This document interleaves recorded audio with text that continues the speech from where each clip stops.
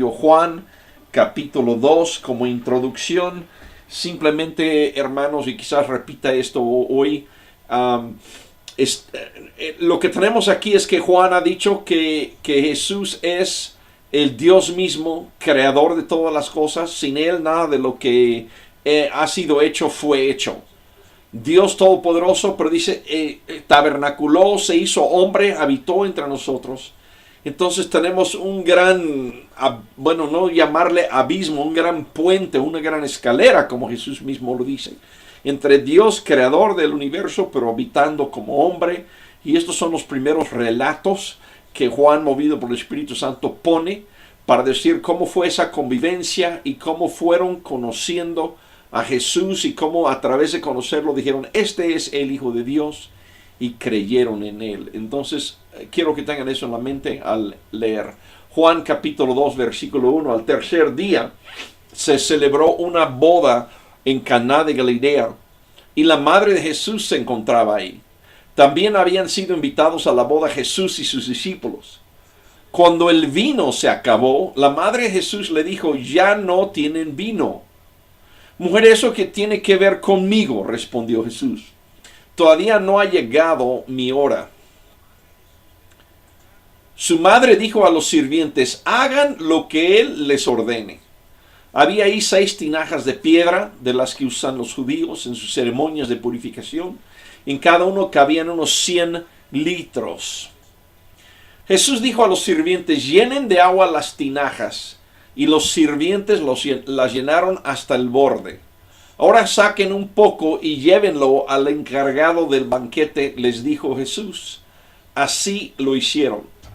El encargado del banquete probó el agua convertido en vino sin saber de dónde había salido, aunque sí lo sabían los sirvientes que habían sacado el agua.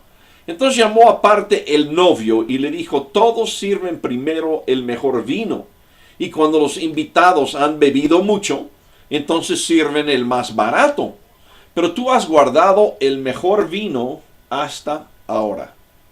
Esta, la primera de sus señales, la hizo Jesús en Caná de Galilea. Así reveló su gloria, y sus discípulos creyeron en él.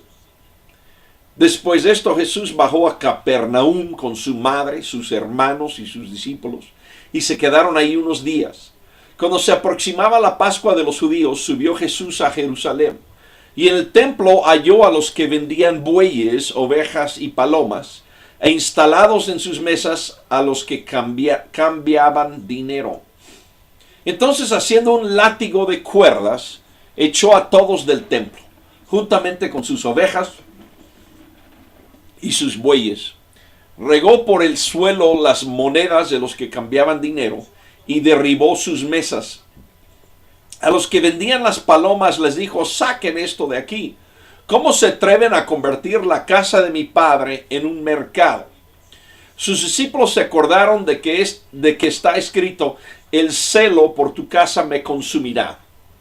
Entonces los judíos reaccionaron preguntándole, ¿qué señal puedes mostrarnos para actuar de esta manera? Destruyan este templo, respondió Jesús, y lo levantaré de nuevo en 3 días. Tardaron 46 años en construir este templo, y tú lo vas a levantar en 3 días. Pero el templo al que se refería era su propio cuerpo. Así pues, cuando se levantó de entre los muertos, sus discípulos se acordaron de lo que había dicho, y creyeron en la Escritura y en las palabras de Jesús. Mientras estaba en Jerusalén durante la fiesta de la Pascua, muchos creyeron en su nombre al ver las señales que hacía. En cambio, Jesús no les creía porque los conocía a todos. No necesitaba que nadie le informara acerca de los demás, pues él conocía el interior del ser humano. Bien, hermanos, pues esa es la lectura del capítulo. Podemos ver aquí que hay básicamente 2 eventos, 2 escenas en este capítulo.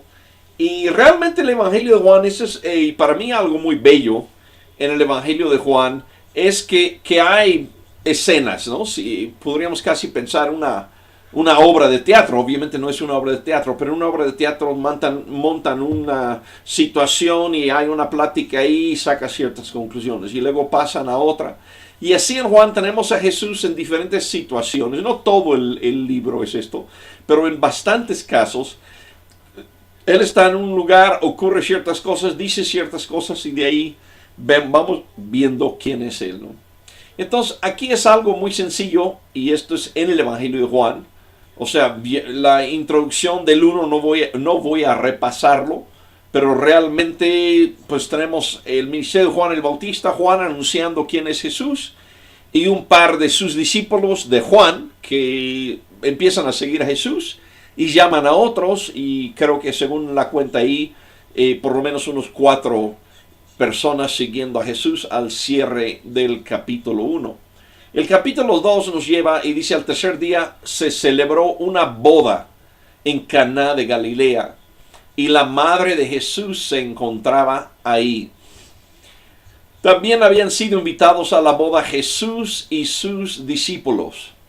¿Okay? Entonces Juan había dicho, y es parte del Evangelio, que Jesús se hizo hombre y tabernaculó o habitó entre nosotros. Habitó, tenía hermanos y hermanas, ¿ok? Bueno, eso no viene aquí, pero viene la madre de Jesús. Más adelante van a venir los hermanos y hermanas en este mismo capítulo. Pero el tercer día se celebró vemos la madre de Jesús y los discípulos de Jesús, y es una boda. No nos aclara si eran familiares de la familia de Jesús o quiénes podrían ser, pero hay una boda ahí y está la madre de Jesús se encontraba ahí. También habían sido invitados a la boda Jesús y sus discípulos. No sé si era una hospitalidad ahí muy íntegra de invitaron a María y a su hijo, y a lo mejor él dijo: no, pero es que ahora tengo unos discípulos que me están siguiendo, y dijeron: pues vénganse todos. Pero bueno, el caso es que habían sido invitados Jesús y sus discípulos. Cuando el vino se acabó, la madre de Jesús le dijo: ya no tienen vino. Las celebraciones de boda en este tiempo y lugares se nos dice que eran de varios días. Y bueno, de vuelta, quizás invitados especiales que llegan y se acaba el vino, ya no tienen vino. Y la madre de Jesús le dijo, esto es entre María y Jesús. Y la madre de Jesús le dijo: ya no tienen vino. Mujer, ¿eso qué tiene que ver conmigo?, respondió Jesús. Todavía no ha llegado mi hora. ¿Eso qué tiene que ver conmigo? Todavía no ha llegado mi hora. Y vamos a profundizar en eso. ¿Qué sabía Jesús? ¿Qué sabía María acerca de su hora? ¿Qué esperaba María cuando le dijo esto? Ahorita vamos a dar un poco de trasfondo de lo que podría saber María o en el contexto que ella le está avisando a Jesús acerca del vino. Su madre dijo a los sirvientes: hagan lo que Él les ordene. Esta última parte es importante porque en toda la Biblia este es el único mandato de María, la madre de Jesús. ¿Okay? María, la madre de Jesús, lo único que ordena, que da como mandamiento, son pocas las palabras de ella, pero el único mandamiento que da o comando o indicación a alguien es: hagan lo que Él les ordene. Le dice a unos sirvientes. Podríamos bien decir, eso no tiene una aplicación universal, pues sería el primero en decir no, será muy particular estos sirvientes. Pero en ninguna parte de la Biblia hay algo más donde ella le dice algo, que hagan algo, ¿no? Entonces, este es el único texto donde María, la madre de Jesús, le dice a alguien que haga algo. Y en este caso es: hagan lo que Jesús les ordene. De vuelta, muy particular en referencia a una boda sin vino que les dice eso. Pero no hay otra cosa que María les diga a la gente que hagan en la Biblia más que esto. Bueno, creo que queda claro eso. Pero bueno, veamos, nos vamos a ir a Lucas. Lucas, en su Evangelio, la introducción básicamente es: bueno, muchos han tratado de escribir esto, pero yo lo he investigado en los que eran testigos y les doy un relato más completo, ¿no? Entonces Lucas tiene más detalles sobre la vida sobre lo que ocurrió alrededor del nacimiento de Jesús, los primeros años de Jesús, que otros evangelios. Entonces Lucas capítulo 2, verso 19, cuando, aquí estamos en medio, y no pongo todo el contexto, pero es en medio de cuando aparecen los ángeles y Dios le avisa y todo lo que está ocurriendo, y luego nacen y vienen los pastores de ovejas a ver a Jesús, etc. Y no me acuerdo si aquí nos lleva todavía hasta los hombres de Oriente sabios que vinieron a ver a Jesús. Pero no importa el punto, María ya había viendo en este lugar que su hijo no era algo normal, no, ordinario. ¿Y qué hacía ella? Pues Lucas 2:19 decía, María por su parte guardaba todas estas cosas en su corazón y meditaba acerca de ellas. Entonces, desde temprana edad, desde los 2 años de edad, desde que se anuncia el nacimiento, ¿verdad? Pero digo, va incrementando, va una cosa apoyando a la otra, y ella sabe que hay algo muy especial de parte de Dios en su hijo, al quien llamó Jesús. Entonces, ¿pero qué hacía ella? Pues lo guardaba en su corazón, meditaba acerca de ellos. En Lucas capítulo 2 tenemos, y bueno, eso quizás nos ubica aquí porque es 19, entonces esto es antes de bueno, esto es a los 8 días del nacimiento, después de los pastores de ovejas, entonces que llegan. Pero bueno, 2:25. Ahora bien, en Jerusalén había un hombre llamado Simeón. O sea, el contexto esto quizás no nos va a dar aquí. Bueno, aquí sí está adelante el contexto, perdón. Ahora bien, en Jerusalén había un hombre llamado Simeón, que era justo y devoto, y guardaba con esperanza la redención de Israel. El Espíritu Santo estaba con él, y le había revelado que no moriría antes de ver a Cristo, al Cristo del Señor. Movido por el Espíritu, fue al templo cuando al niño Jesús lo llevaron sus padres para cumplir con la costumbre establecida por la ley. Simeón lo tomó en sus brazos y bendijo a Dios. Según tu palabra, soberano Señor, ya puedes despedir a tu siervo en paz, porque han visto mis ojos tu salvación, que has preparado a la vista de todos los pueblos, luz que ilumina las naciones y gloria de tu pueblo Israel. El padre y la madre del niño se quedaron maravillados por lo que se decía de él. Simeón les dio su bendición y dijo a María, la madre de Jesús, este niño está destinado a causar la caída y el levantamiento de muchos en Israel y a crear mucha oposición, a fin de que se manifiesten las intenciones de muchos corazones.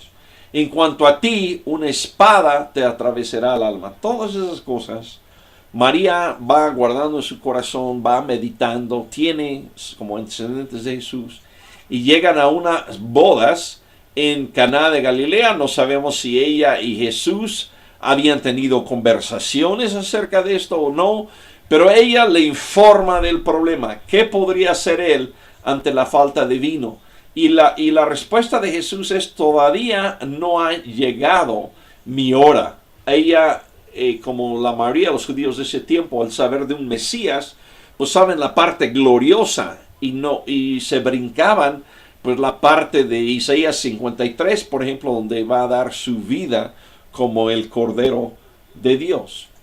Entonces, todo esto tenía, y ella, pero podríamos pensar que ella, dentro de esto de aquí, que ella pues tenía ganas de que se viera, ¿verdad? 30 años han pasado, creemos, más o menos, y a lo mejor estaba ansiosa y deseosa por ver. Quiero que la gente lo había guardado en su corazón, como leímos en otro texto, y quería ya que la gente viera, no, mi hijo ha sido mandado de parte de Dios, ¿no?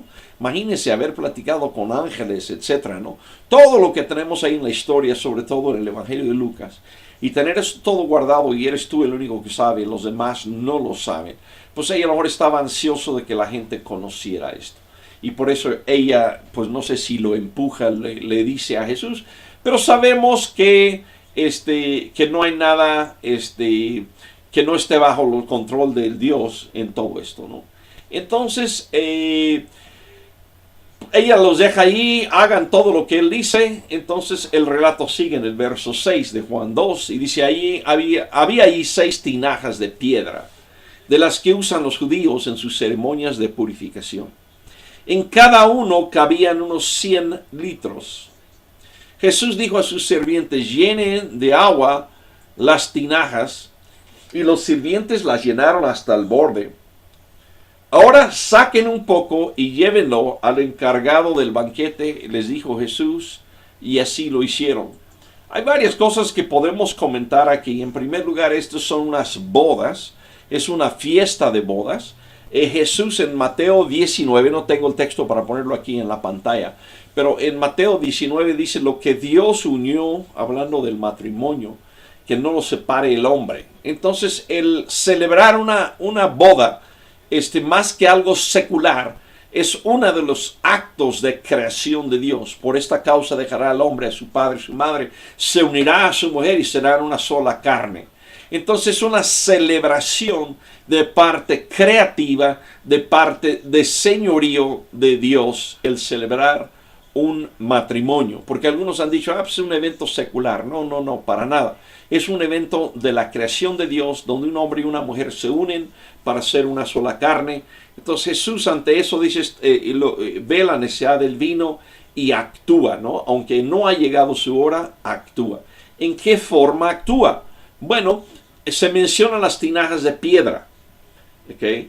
Y eran, cabían 100 litros aquí. Estamos hablando de 600 litros de capacidad. Jesús dijo a los sirvientes, llenen de agua las tinajas. Podemos ver entonces que esto está ocurriendo realmente, pienso yo por los comentarios que están aquí. Jesús está tratando con los sirvientes, Jesús está en una área donde están las tinajas de piedra.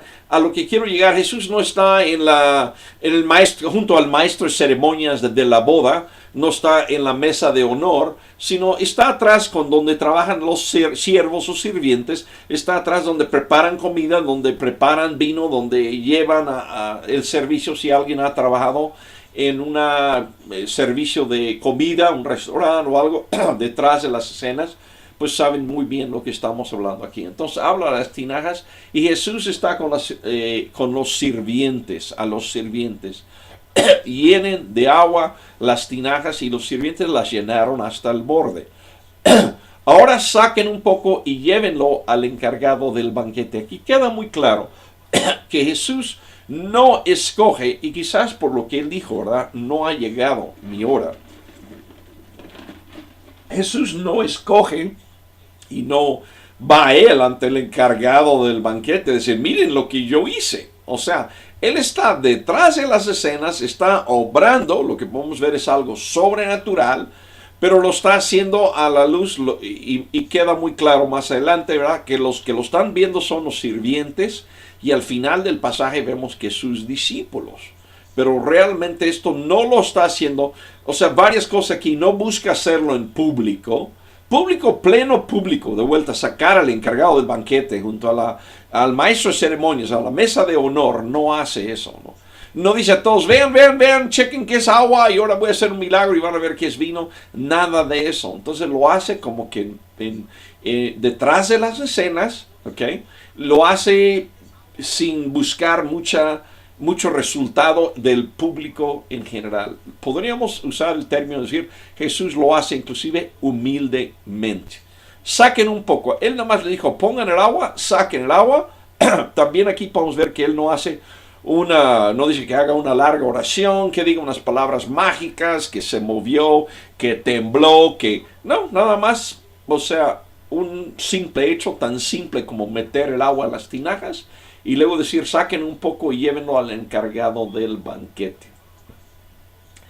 Y el resultado, ¿cuál es? El encargado del banquete probó el agua convertido en vino, sin saber de dónde había salido, aunque sí lo sabían los sirvientes que habían sacado el agua. Entonces llamó aparte al novio y le dijo, todos sirven primero el mejor vino y cuando los invitados han bebido mucho, entonces sirven el más barato, pero tú has guardado el mejor vino hasta ahora. Entonces aquí podemos ver que no solamente Jesús convierte el agua en vino, sino lo hace aquí en el maestresalas, el encargado de la banquete, no sé por qué le llamo maestresalas, pero que sea más o menos bien el término. Pero él, que probablemente sabía de vinos, y dice, has dejado el mejor vino hasta ahora. Entonces Jesús, sin llamar la atención, atrás de las escenas, con los siervos, en una boda, que no nos menciona quién es el que se casa, ¿verdad? ¿Cómo, por qué está Jesús ahí? Bueno, la conexión aparentemente con su madre María, pero hace 600 litros del mejor vino, no el más barato, de vino caro, del mejor vino. ¿Y cuál es el resultado? Bueno, es bien importante este versículo 11, porque precisamente Juan resume, y él dice, la primera de sus señales, la primera de sus señales la hizo Jesús en Caná de Galilea. Juan, cuando llegamos, y más bien donde empezamos, en Juan capítulo 20, versículo 30 y 31, dice así, hizo además Jesús muchas otras señales, las cuales no están escritas en este libro, pero estas se han escrito para que creáis que Jesús es el Cristo, el Hijo de Dios, y para que creyendo tengáis vida en su nombre. Ojalá diga yo eso suficiente en el transcurso del estudio de este evangelio para que se lo memoricen, sería bueno. Pero, y Juan no va a contar y señalar o subrayar e indicar cada uno de las señales, pero es interesante aquí que él sí señala y dice, la primera de sus señales. Juan dice, esto es una de las señales, es una señal milagrosa, ok, eso es la primera, y dice, la hizo Jesús en Caná de Galilea, ok. El contar primero, yo creo que si nos regresamos a Juan 1, que estuvimos ahí hace 8 días, pero se acuerdan el intercambio con Jesús y Natanael, y el que Jesús haya dicho, vi a Natanael debajo de la higuera, te vi cuando estabas debajo de la higuera, probablemente ese fue un acontecimiento milagroso, inclusive coincide con lo que vamos a ver subrayado en esta segunda parte del capítulo, de que Jesús sabía y veía a cada hombre, aún lo que un hombre hacía en secreto. Podríamos decir eso también para Natanael, si se acuerdan, fue una señal que lo hizo creer, una señal que hizo creer no nada más que es el Mesías, sino que era el Hijo de Dios. Pero Juan, esto quizás porque es una señal pública, en el sentido que lo vieron los siervos, lo vieron sus discípulos, ¿no? Pero la primera de sus señales, la hizo Jesús en Caná de Galilea.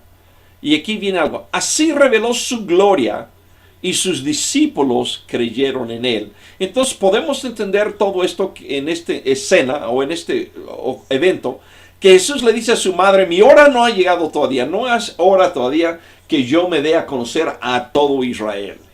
¿Okay? Pero sí es hora para que él empiece a que sus discípulos y sigan sus discípulos creyendo en él.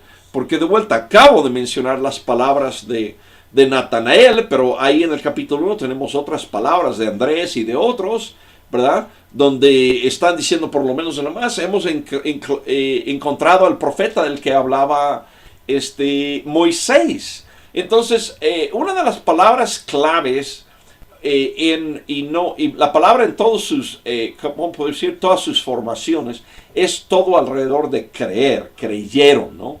Sus discípulos creyeron en él. Bueno, es importante ver para mí de vuelta que en el capítulo 1 habían creído en él. A lo mejor nomás son 4 o no sé si llegamos a 6 ahí, que habían creído en él, pero el creer va creciendo. Y realmente una de las historias de Juan, o temas de Juan, es como qué pasa con el creer. De vuelta él dijo, estas cosas se han escrito para que creáis. Entonces vamos a ver aquí mucho de lo que ocurre alrededor de creer. ¿En qué momento creemos? ¿En qué forma creemos? Pues en el base al Evangelio de Juan podemos ver simplemente ya con este texto que Dios va creciendo y yo le llamo trabajando, y vamos a hablar de eso un poco más adelante, aunque quizás lo mencioné ya en el 1, porque Natanael dijo, nada más por esto crees, espérate a que veas otras cosas. Entonces el creer, nuestra fe para Jesús es casi como pan que va a ir amasando, que va a ir trabajando. Y aquí, bueno, esta primera señal que cuenta Juan como primera, ¿qué dice aquí el resultado? Bueno, sus discípulos creyeron en él como resultado, pero me brinqué la frase que dice, así reveló su gloria. ¿Okay? Y vamos a llegar a Juan 17, pero si quieren se pueden adelantar ahí de tarea. Y en Juan 17 Jesús, antes de ir a la cruz, está orando y dice: Padre, regrésame a la gloria que tuve contigo desde antes de la fundación del mundo. Entonces, cuando habla de su gloria es precisamente la gloria de Dios. Su gloria es saber, Él es Dios, Él es el Hijo de Dios, Él es plenamente Dios, Él es creador de todas las cosas, ¿no? Entonces, esta primera señal, y con esto terminamos ese primer relato, esa primer, un comentario más, y eso es que esto ocurrió en Caná de Galilea, donde fueron las bodas, y uno de los discípulos, podemos ver en Juan capítulo 21, que uno de los discípulos precisamente era de Caná de Galilea. Leyendo Juan 21, capítulo 21, verso 1 y 2, para ver este detalle, dice: después de esto Jesús se apareció de nuevo a sus discípulos junto al lago de Tiberíades. Sucedió de esta manera: estaban juntos Simón Pedro, Tomás, al que apodaban Gemelo, Natanael, el de Caná de Galilea, los hijos de Zebedeo y otros dos discípulos. Entonces aquí podemos ver Simón Pedro, Tomás, Natanael, aquí quizás 7, 8 discípulos, si contamos. Pero lo importante aquí podemos ver que Natanael era de Caná de Galilea, y esta boda es en Caná de Galilea. ¿Habrá invitado Natanael a todos para allá? De vuelta, no sabemos, pero hay esa conexión de que Natanael es de Caná de Galilea. No mencioné la semana pasada, y como estamos tocando aquí otra vez Natanael en este sentido, Natanael en los evangelios hay una lista de dos listas diferentes de los 12 discípulos. Uno menciona a un discípulo Bartolomé y no menciona a Natanael. Y otra lista menciona a Natanael y no menciona a Bartolomé.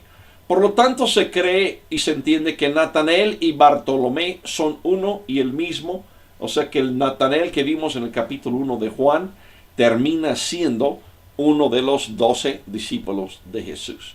Pero vuelta, Natanael es de Caná de Galilea y esto ocurrió en Caná de Galilea. Siguiendo adelante, Juan capítulo 2, versículo 12. Después de esto Jesús bajó a Capernaum con su madre, sus hermanos y sus discípulos, y se quedaron ahí unos días.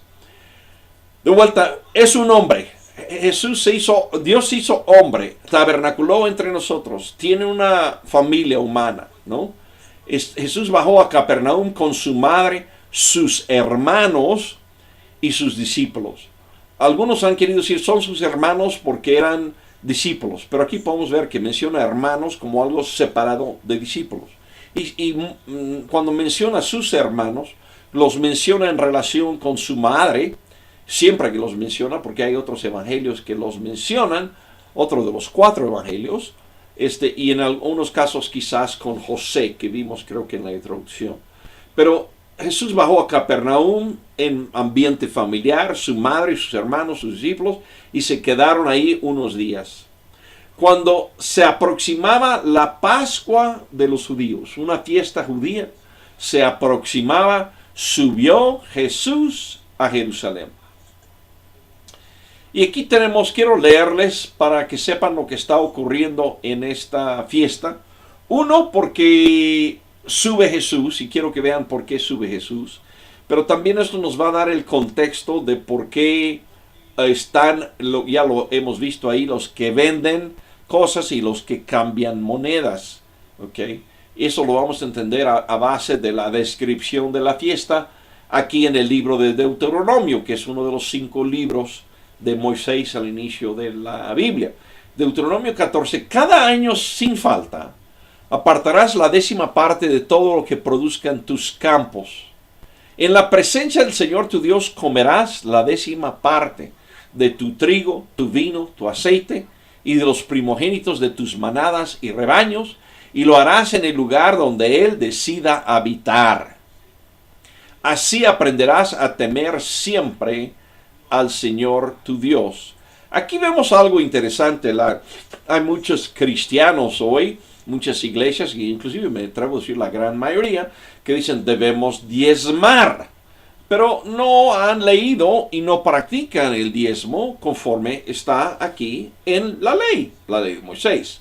Porque si se fijan aquí hay un diezmo, cada año sin falta apartarás la 10ª parte de todo lo que produzcan tus campos. Eran gente agricultor, ¿ok? En la presencia del Señor tu Dios comerás la 10ª parte de tu trigo, tu vino y tu aceite. Y de los primogénitos de tus manadas y rebaños también tenían animales. Y lo harás en el lugar donde Él decida habitar. Así aprenderás a temer siempre al Señor tu Dios. Aquí podemos ver que el diezmo era una fiesta de convivencia con Dios en un lugar apartado por Él como lugar sagrado. ¿Okay? En la presencia del Señor tu Dios, verso 23, comerás la 10ª parte de tu trigo, tu vino, tu aceite. ¿Okay? Entonces no era que llegaban a dar eso a una autoridad religiosa y luego la autoridad religiosa hacía con él lo que querían. Eso sí ocurre en el 3er año, pero no lo que querían, sino había instrucciones en el 3er año. Y de vuelta no es una clase ahorita de diezmos bajo la ley, pero bueno, aquí vemos. La idea era convivir. Ahora, pero siempre esa convivencia lo harás en el lugar donde Él decida habitar. Una de las cosas que la ley prohibía era hacer un altar en cada esquina, bajo cada árbol, bajo cada lugar alto. Porque Dios decía, yo soy un solo Dios, ¿no? Y no quiero que empiecen a adorar piedras y árboles y montes. Entonces es el lugar donde Él decide habitar. Ok, pero dice en el verso 24, pero si el Señor tu Dios te ha bendecido y el lugar donde ha decidido habitar está demasiado distante, de modo que no puedes transportar tu diezmo hasta ahí, porque en la descripción inicial del diezmo eran en sí, no sé, carretones de fruta, canastas de trigo, de frutos, ¿no? Una buena cantidad de animalitos, ¿no? Entonces, si ha decidido habitar, está demasiado distante, de modo que no puedes transportar tu diezmo, no puedes llevar las cosechas en sí, no puedes llevar los animales en sí. En verso 25 les indica qué hacer. Entonces lo venderás y te presentarás con él dinero en el lugar que el Señor tu Dios te haya elegido. Entonces haces una transacción comercial. No es que tienes que llevar exactamente el trigo, 10% del trigo que tú mismo sembraste. Puede ser que lo vendes y lleves el dinero. No tienen que ser exactamente los corderitos que nacieron en tus manadas, sino puedes llevar el dinero. El verso 26, con ese dinero podrás comprar lo que prefieras o más te guste. Ganado, ovejas, vino u otra bebida fermentada. Y ahí en presencia del Señor tu Dios, tú y tu familia comerán y se regocijarán. Aquí, por cierto, ya que estamos en el otro tema, dentro de las cosas que uno puede comprar es vino o otra bebida fermentada. No para promover necesariamente eso, pero tampoco está así como prohibidísimo en la Biblia. Está tomado aquí que ellos van a comprar ganado, ovejas, vino, y ahí en presencia del Señor tu Dios. Tú y tu familia comerán y se regocijarán. Lo que vemos en esto es que era más importante estar en la presencia de Dios que el tener exactamente de vuelta los trigos y los animales que habían salido de tu trabajo, ¿no? Pero toma en cuenta a los levitas que vivan en tus ciudades. Recuerda que a diferencia de ti, ellos no tienen patrimonio alguno. Simplemente ya que hemos tocado el tema del diezmo, aquí sí nos vamos a seguir con un par de versículos. Dice, cada 3 años reunirás los diezmos de todos tus productos de ese año y los almacenarás en tus ciudades. Así los levitas que no tienen patrimonio alguno y los extranjeros, los huérfanos y las viudas que viven en tus ciudades podrán comer y quedar satisfechos.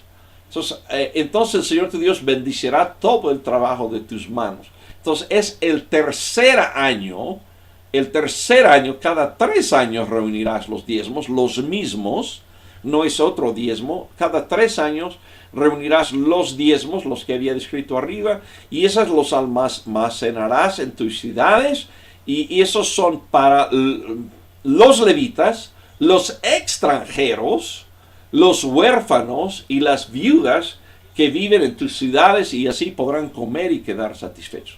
Entonces el diezmo, 2 de 3 años, era una convivencia en la presencia de Dios, una fiesta donde yo como las bendiciones que Dios ha dado de mi trabajo. El tercer año se daba para los ministros del templo, pero también para extranjeros, para huérfanos y para viudas, para que ellos pudieran comer.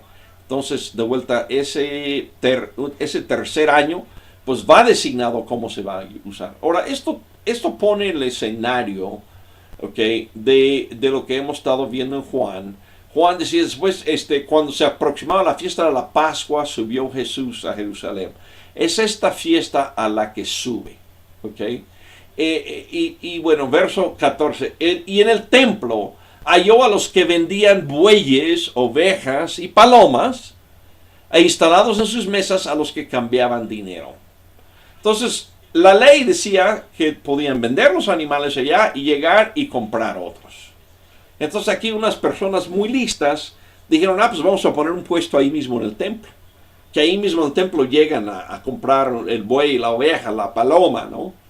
Y por ahí había una parte donde decía la cantidad de dinero que debían de ofrendar, otra ofrenda, que no está en el pasaje que leí. Y decía que tenía que ser un cierto tipo de moneda propia de los judíos. Y ahí era la necesidad de cambiar dinero. Menciono todo esto porque es un tema importante, hermanos. Y menciono esto para decir, los que están ahí haciendo esto, podrían en un momento dado justificar su actividad diciendo que, pues que están ayudando y cumpliendo lo que la Biblia dice. La Biblia dice comprar y ellos pues dicen, si hay que comprar, yo lo vendo. Obviamente la ley en ninguna parte decía cómpralo en el templo, ¿no? Pero bueno, Jesús, de vuelta, la escena es nada más para que entiendan, sobre todo, que podrían decir, estamos haciendo un servicio a Dios. Pero como todo negocio, pues tenía su movida y por ahí algunos han sugerido, por lo menos, que ellos decían, no, si me traes una oveja o una paloma, un buey de otro lado, te voy a decir que no llena los requisitos para el templo y lo tienes que comprar conmigo. Yo creo, pues, que sí es posible, ¿no?, que eso había sido. Pero entonces Jesús llega y ve esto. Y dice, entonces haciendo un látigo de cuerdas, echó a todos del templo. Hay personas que dicen, esto es un error, este es uno de los... Hay gente que dice, podrían decir, es el único error que cometió Jesús, y hay otros que dicen, pues hay 2 errores que él cometió y esto es uno.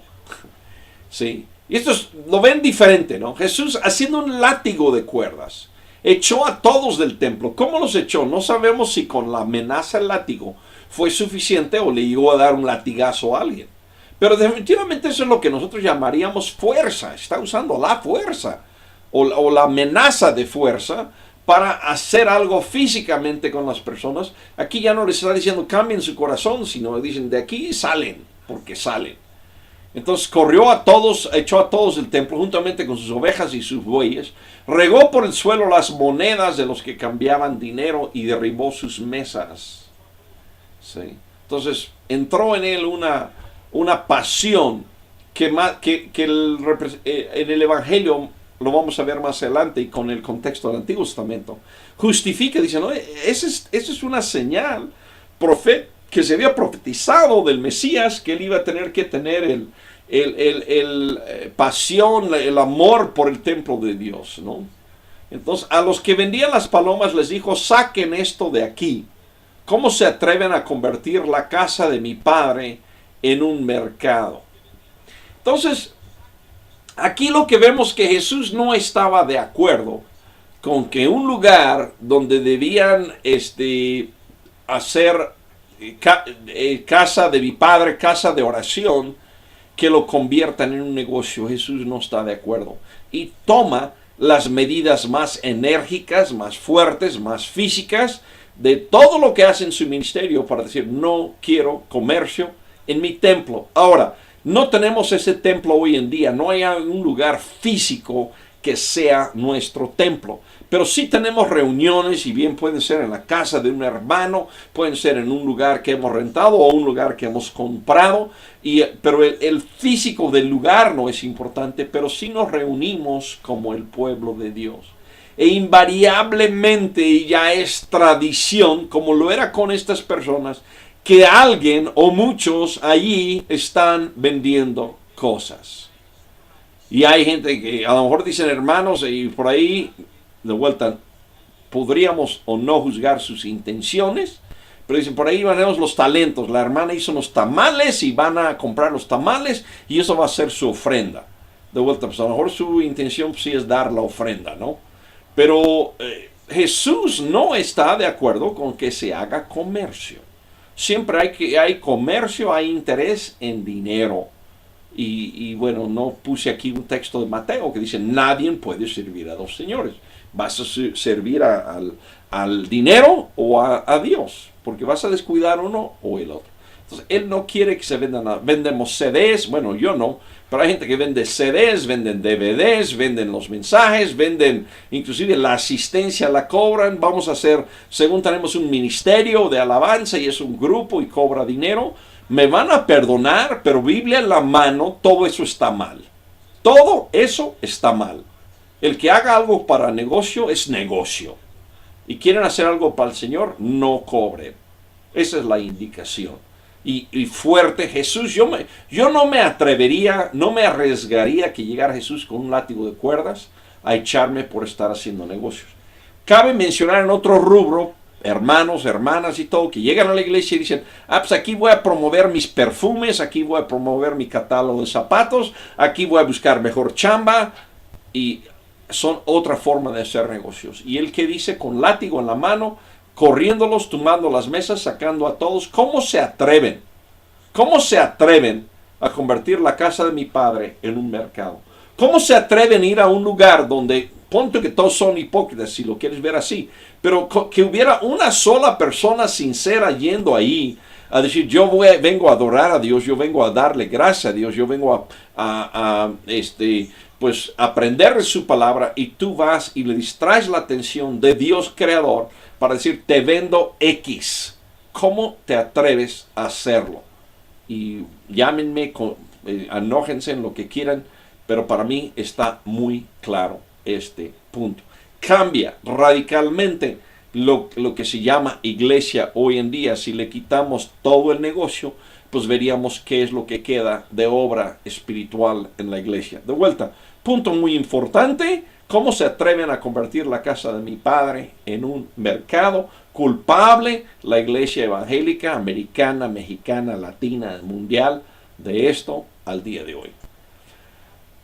¿Qué indicó Jesús? Mateo, para que no digan nada más, Esteban está diciendo, está tomando esa aplicación y lo está aplicando a la iglesia. No, Mateo capítulo 10, versículo 7. Donde quiera que vayan, prediquen este mensaje. El reino de los cielos está cerca. Sanen a los enfermos, resuciten a los muertos, limpien de su enfermedad a los que tienen lepra, expulsen a los demonios. Lo que ustedes recibieron gratis, denlo gratuitamente. Y dirían los jóvenes hoy en día, ¿qué parte de gratuitamente no entiendes? ¿No? Pero no lleven oro, ni plata, ni cobre en el cinturón, ni bolsa para el camino, ni 2 mudas de ropa, ni sandalias, ni bastón, porque el trabajador merece que se le dé su sustento. 2 principios en estos que son 3 o 4 versículos. 2 principios. El primero es que si recibiste algo gratis de Dios, lo tienes que dar gratis. Lo quieres cantar, cántalo gratis. Lo quieres enseñar, enséñalo gratis. Quieres ir a las montañas a acampar y darlo ahí, acampa gratis. Lo que recibieron gratis, denlo gratuitamente. Entonces ese es un principio. El segundo principio es que deben de confiar de Dios. Debemos de confiar en Dios para nuestras finanzas. El trabajador merece que se le dé su sustento. De vuelta, palabras de Jesús y aplicables en su primera clase, en sus primeras misiones de discipulado, daba él esas indicaciones. Bueno, regresando, que Jesús llega al templo, dice en el verso 17, sus discípulos se acordaron de que está escrito, el celo por tu casa me consumirá. Y podemos ver este pasaje en Malaquías capítulo 3. El Señor Todopoderoso responde, yo estoy por enviar a mi mensajero para que prepare el camino delante de mí. De pronto vendrá a su templo el Señor, a quien ustedes buscan. Vendrá el mensajero del pacto en quien ustedes se complacen. Pero ¿quién podrá soportar el día de su venida? ¿Quién podrá mantenerse en pie cuando Él aparezca? Porque será como fuego de fundidor o lejía de lavandero. Se sentará como fundidor y purificador de plata. Purificará a los levitas y los refinará como se refinen el oro y la plata. Entonces traerán al Señor ofrendas conforme a la justicia, y las ofrendas de Judá y Jerusalén serán aceptables al Señor como en tiempos antiguos, como en años pasados. Entonces aquí habla y lo describe como el mensajero para que prepare el camino delante de mí, ¿no? ¿Quién va a poder soportar su venida? Sabemos, y esto suena más el uno como Juan el Bautista, y sabemos que Juan el Bautista era muy fuerte también.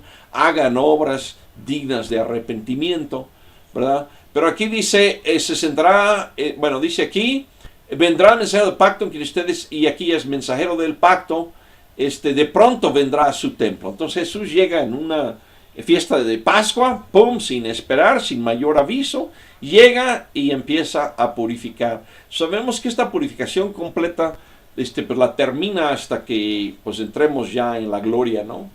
Va a terminar eso, pero aquí da muestras, ¿ok? Y da muestras sobre el aspecto comercial, no olviden eso, ¿no? Entonces sus discípulos se acordaron de que está escrito, el celo por tu causa me consumirá.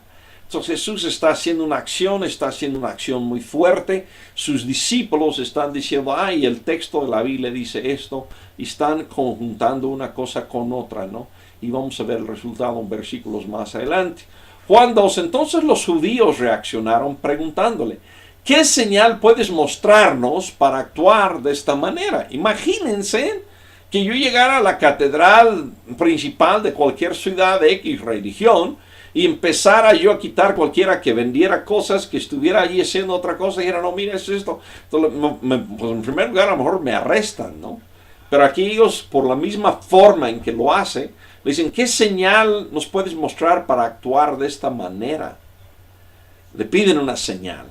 Y Jesús responde en el verso 19, destruyan este templo, respondió Jesús, y lo levantaré de nuevo en 3 días. Inicio de su ministerio. Seguramente dijo eso él más de una vez, ¿no? Dijo esta frase.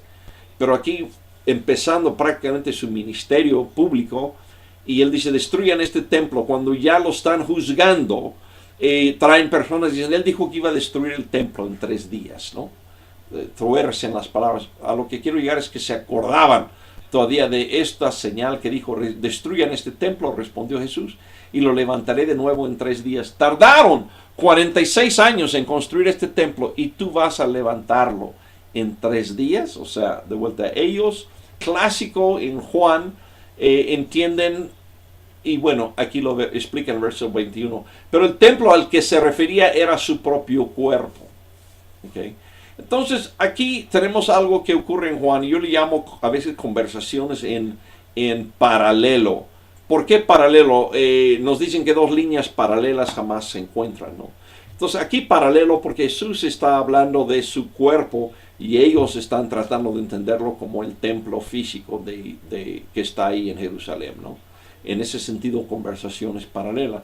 Pero Jesús a veces hace eso, porque ¿cómo vas a hablar, como vamos a ver en el capítulo 3, el próximo capítulo, ¿verdad? Si te hablo de cosas terrenales y no entiendes, ¿cómo vas a entender si te hablo de los celestiales? Jesús tiene que tomar formas de cosas de aquí y empezar a hablar para que entendamos las cosas espirituales, ¿no? Pero bueno, regresando aquí, entonces dice, pero el templo al que se refería era su propio cuerpo. Así pues, cuando se levantó de entre los muertos, sus discípulos se acordaron de lo que había dicho y creyeron en la escritura y en las palabras de Jesús. Entonces Jesús dijo, te doy esta señal, y una señal pues se da de antemano. Ellos a lo mejor esperaban una señal inmediata o previo, pero bueno, en este caso él adelanta una señal, o sea, lo dice antes de que ocurra. Y por eso, así pues, cuando se levantó de entre los muertos, sus discípulos se acordaron de lo que había dicho, de lo que Jesús había dicho, y creyeron en la Escritura y en las palabras de Jesús. Aquí vemos la relación de las palabras de Jesús con la Escritura. ¿Okay? Creyeron en la Escritura y en las palabras de Jesús. Entonces, de vuelta, acuérdense que para mí una palabra clave es el creer. Y aquí Jesús está poniendo cosas que hasta después creen. Pues no habíamos leído después de las bodas de Canaán que ya habían creído. No habíamos leído en el capítulo 1 que fueron diciendo, este es el profeta. Pero entonces vemos cómo Dios va aumentando, trabajando, ampliando, cimentando ese creer, ¿no? Creyeron acordando las palabras de Jesús, y creyeron porque conocían las Escrituras, ¿no?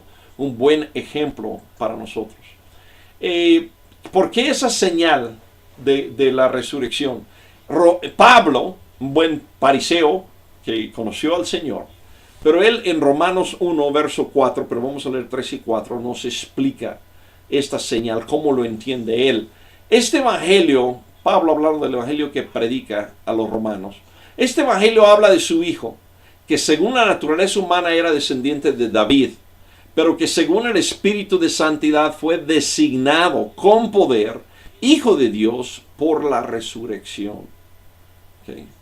Entonces, él dice aquí, fue designado con poder Hijo de Dios por la resurrección. Él es Jesucristo, nuestro Señor. Me amplío un poco en el versículo de Romanos para entender la señal que Jesús dijo. Hay gente que dice, no, hasta que hubo un concilio de la iglesia del año quién sabe qué, o el siglo quién sabe qué, es cuando empezaron a pensar que Jesús era Dios. Pero no, Pablo, como buen fariseo, dice, con el hecho de la resurrección, fue designado con poder Hijo de Dios por la resurrección. La señal que Jesús da no es nada más una señal de que soy el Mesías, o soy un profeta, o soy alguien que les traigo un mensaje, sino es una señal de que es el mismo Hijo de Dios. Juan 2:23, ya en los últimos versículos.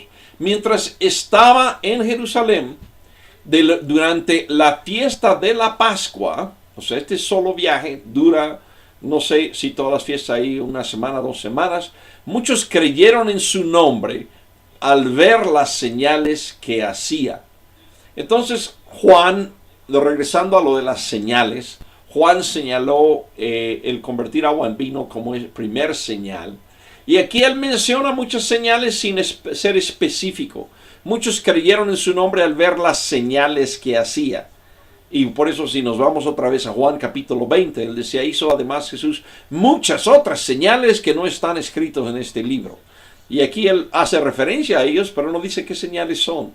Pero en su momento eran conocidos. Y dice, muchos creyeron en su nombre al ver las señales que él hacía. Versos 24 y 25, o sea, creyeron. ¿Qué pasa con este creer? De vuelta al Evangelio está hablando del creer. Entonces aquí habla de mucha gente en general, más allá de sus discípulos. Muchos creyeron en su nombre porque vieron las señales que hacía. Pero fíjense versos 24 y 25. En cambio Jesús no les creía. Ellos creían en él, pero él no creía a ellos porque los conocía a todos.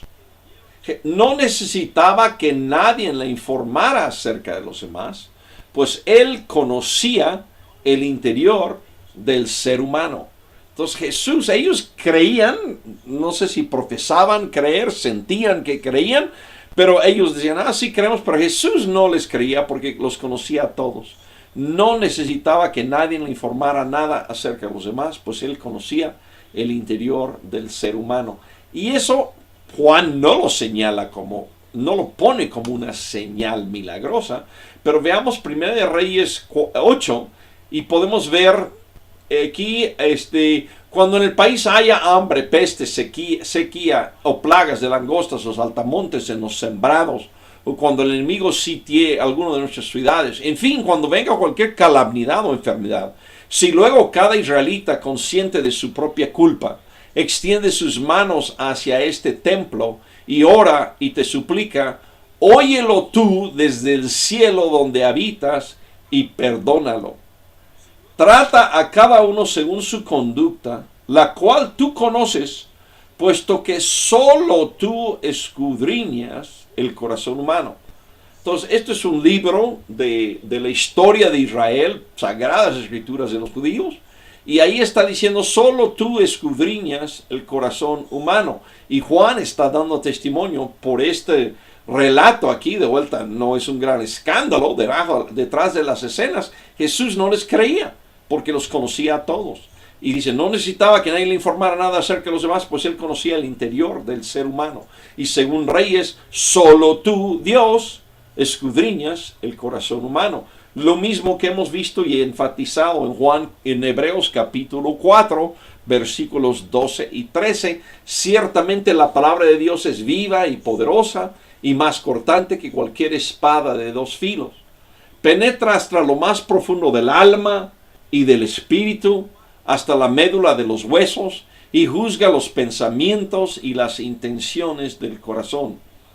Ninguna cosa creada escapa a la vista de Dios. Todo está al descubierto, expuesto a los ojos de aquel a quien hemos de rendir cuentas. Entonces el autor de Hebreos, bajo la inspiración del Espíritu Santo, nos da también que Dios conoce, juzga los pensamientos, final del verso 12, y las intenciones del corazón. Todo está descubierto, expuesto a los ojos de aquel a quien hemos de rendir cuentas. Vemos al final como parte del Evangelio, de la historia de Jesús, es que como Él dio su vida, a Él se le ha dado el juzgar. Está descubierto a los ojos de ¿quién? A los ojos de Jesús. Entonces, regresando a Juan, Jesús no los creía porque los conocía a todos. Entonces, cuando nos acercamos a Jesús del Evangelio de Juan, a Jesús que estamos aprendiendo aquí, tenemos que acercarnos sabiendo, yo no puedo jugar juegos con Él. Yo no puedo inventar. No puedo decir, pues voy a presentarme así, pero realmente soy asado. Sino tengo que ir y decir, Él sabe todo lo que soy.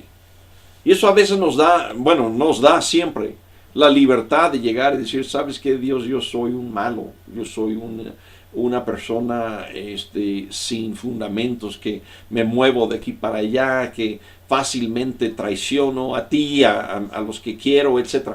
O sea, podemos y tenemos que llegar a Él con toda la sinceridad de nuestro corazón, porque Él conoce nuestro corazón. No lo vamos a engañar de otra forma. Entonces, queremos creer en Jesús, tenemos que llegar a decir, Dios, tú conoces quién soy. Tú sabes quién soy yo. Padre, gracias por este capítulo. Gracias por tu palabra. Señor, nos quedamos pues en esto último, que tú conoces nuestro corazón, Señor. Tú conoces exactamente, no te podemos platicar acerca de nosotros mismos porque tú nos conoces mejor quizás que nosotros mismos. Y Señor, tú ves nuestro corazón y sabes la posición en la que estamos cada uno hoy. Señor, haz la obra que tienes que hacer en nuestro corazón. Quebrántanos, humíllanos, ayúdanos, Señor, a llegar a ti, Señor. Fortalézcanos, porque sí vemos que somos débiles, Señor. Necesitamos de tu poder. Te damos gracias por tus bendiciones en nuestra vida y gracias por tu palabra. Esto te doy gracias en el nombre de Cristo Jesús. Amén.